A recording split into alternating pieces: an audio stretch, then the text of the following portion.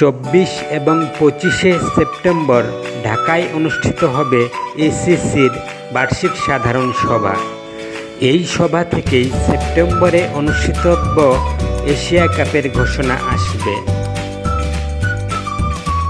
প্রথমে বেঁকে বসলেও BCCI virtually সভাটিতে যোগ দেবে। বিসিসিআইয়ের পক্ষে সহসভাপতি রাজীব শুক্লা অনলাইনে যুক্ত থাকবেন এই সভায়। এর আগে বিসিসিআই ঢাকায় অনুষ্ঠিতব্য সভাটি নিয়ে আপত্তি জানিয়েছিল। সভাটি অন্যত্র না সরালে সেপ্টেম্বরে অনুষ্ঠিতব্য এশিয়া কাপ বাতিল হবে বলেও হুমকি দিয়েছিল তারা।